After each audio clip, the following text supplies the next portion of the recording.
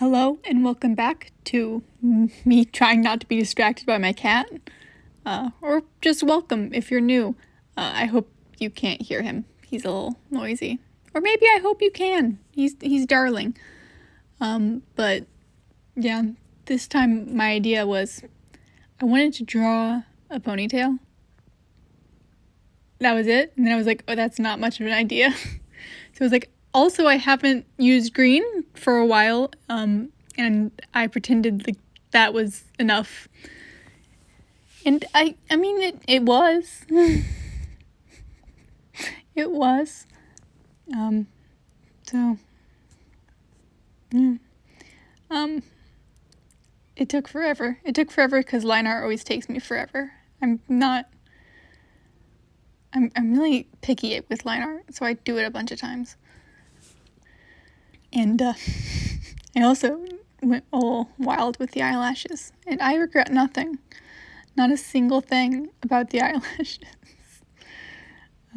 It was really irritating to figure out which direction, because I kind of erase out areas in my eyelashes. Sorry, I got distracted by the cat. I failed. Already. Yeah. I try to make sure I erase more out of the bottom lashes and less out of the top. But I ended up erasing a lot out of the top. Like, at this point, when it's all just black and white, it looks really busy, but I feel like it really pulled together when I colored it in. So... yeah, I really struggled with her nose because I wanted her to have slightly sharper features. But I tried to balance it because I do still want it to be kind of gentle. Rather, I don't want her to look super harsh, but I didn't want her to be like a round little mushy friend. So I do feel like I got her nose looking how I wanted it to in the end. But yeah, I was paying a lot more than usual. I was paying a lot of attention to shape, especially with her hair, which you'll see in a little bit. I'm quite happy with the shape of it. Yeah, just trying to make it through. I used so many layers while doing my line art for the hair. And I would put things on different layers so that I could, make a big sweeping line and then erase areas where it overlapped with parts it wasn't supposed to, without having to be very careful with the line. And sometimes I messed up and I ended up having lines on the wrong layer, but at the end, it all just gets flattened anyway. It's all on one layer in the end. But, yeah. It's easier that way than to try and, really carefully not have lines intersect and then erase them out without disturbing the other line. It's a lot easier this way, but I don't label my lines. I don't label my layers. And if you look at it, it's just a bunch of lines. Like, they have the little image of what's on the layer. It's just a bunch of lines, and I have no reference for where they're at in the drawing. So I got very lost a few times. And when that happens, just make a new layer. Just make a new layer. Put new lines on that layer. And just pretend like you meant to do that. And this is what I meant. I wanted kind of a lot of vertical room and like verticality to her hair. And kind of a flow. So, yeah.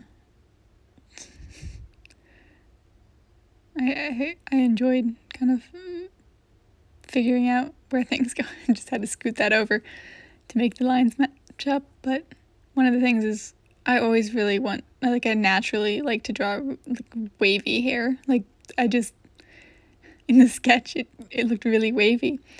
But then her bangs were straight, like a little curved in.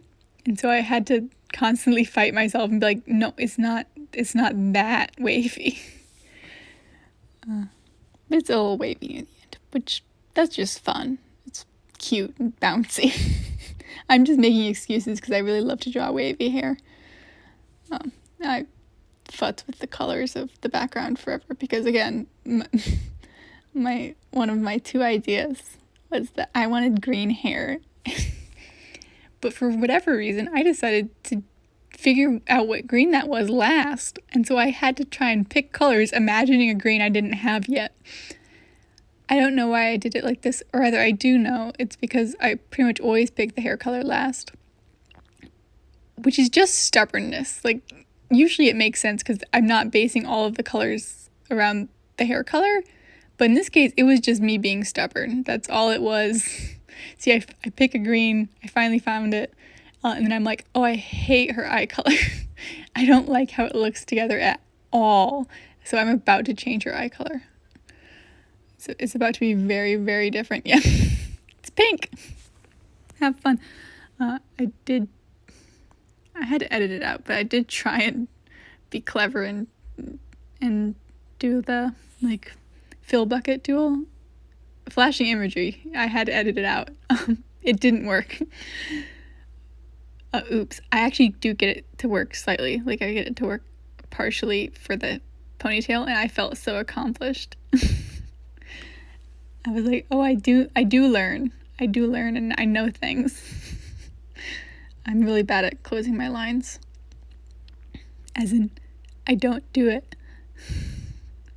And obviously, given my struggles with it's so much faster. This is all, it's way sped up, but it's all like in the same ratio, and that was so much faster when I could use the fill tool. Yeah, and I've been doing ombre hair like all the time. It's just how I've been doing it. But this is a more extreme, and I think part of it is that I'm never comfortable with green. It's just, I usually use a lot of blues and I use a lot of pinks or peaches and things like that. Honestly, I can say I use a lot of, for any color except for like green, yellow, and orange. Like, they're not my colors. Orange is a little bit more my color, but yeah, yellow and green I don't tend to go for. So I'm less confident with them. And I think that's why I went for kind of a slightly bluer green and added some blue to it. But I did try and be cute and make the multiply layer. I used a green for that. But not too much of a green, more of a blue green, because too much of a green would have looked real bad on the skin. And also just noting on the skin that I do a lot of blushing, and picking a blush color also changes a lot with like things like hair color. So I went for more of an orangey tone compared to pink, because, well, like, green, the opposite color is red, which stands out more, and I didn't quite want to go with that intense, so I just made it a slightly oranger color. And also because red and green are Christmas colors now. Hi, Timothy. Sorry. I can't pay attention to you. That's my cat's name. He needs emotional support, I guess. He wants attention. Yeah, just trying to balance how shiny things should be. Because sometimes I get excited and I want everything to be super shiny. But like, there's a point where it gets to be too much, and I don't think I hit it. I think I managed to avoid it. I'm proud of myself. Yeah, here's me making sure the eyes are sparkly. I added hearts. I added hearts because I was feeling cutesy. I don't know. It was one of the last decisions I made. I don't regret it. But I wasn't expecting, like, I didn't plan it. I made a mark that looked kind of like a heart, and I was like, I'm going to do it properly. Then I did like 3 more hearts. Yeah, here's, I think, the last step.